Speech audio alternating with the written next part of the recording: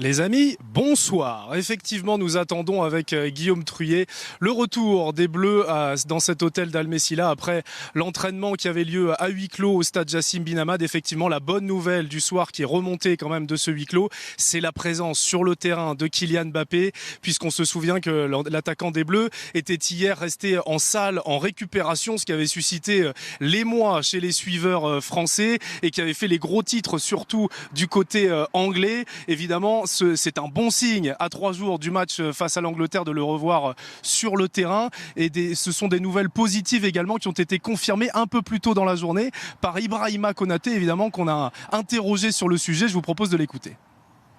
Bien sûr que j'ai des nouvelles rassurantes. Après nous, ça n'a pas beaucoup parlé auprès de nous, mais aujourd'hui, pour les joueurs qui avaient joué, c'était une petite séance récup J+1 comme la veille où on était avec les familles, on a eu un jour off. Et je pense que c'est avec le groupe ou avec le coach, il a décidé de rester en salle, mais rien d'inquiétant. Donc non, il n'y a pas une polémique à avoir là-dessus.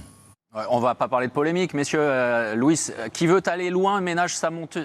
On parle de pur sang. Il y a eu de le chouchouter. Il y a de la récupération pour certains, ceux qui ont joué, ceux qui n'ont pas joué. Mais je pense qu'il est resté à l'intérieur en train de faire des exercices, mais en même temps avec un grand écran, tu sais, parce que sur ces écrans-là, il y avait le Maroc qui jouait contre l'Espagne. C'est ça, il et est à allé son voir ami, Hakimi à la fin du match. À son ami Hakimi qui était là sur le terrain. Je pense que ça aussi, ça l'a peut-être donné envie de rester en salle. Bon, c'était tout sauf une interrogation, mais plutôt le fait de préserver un joyau, un bijou. Oui, mais effectivement, quand on ne le voit pas sur le terrain, tout le monde se pose des questions.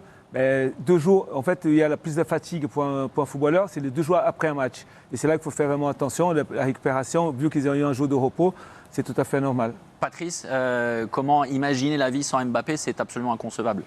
Oui, bien entendu, on n'est pas les seuls à imaginer avoir un Mbappé dans chaque équipe. Donc forcément, il a pris une importance phénoménale pour débloquer les situations, pour les créer, et puis aussi pour entraîner le groupe avec lui, parce que c'est un peu c'est pas un aboyeur, hein, comme on le dit, comme l'était Louis, par exemple, sur le plan verbal. Mais dans son jeu, il emmène les autres. Donc quand il est un petit peu en dessous, inévitablement, ça se ressent sur les autres. Oui. Surtout que les adversaires, ils le craignent.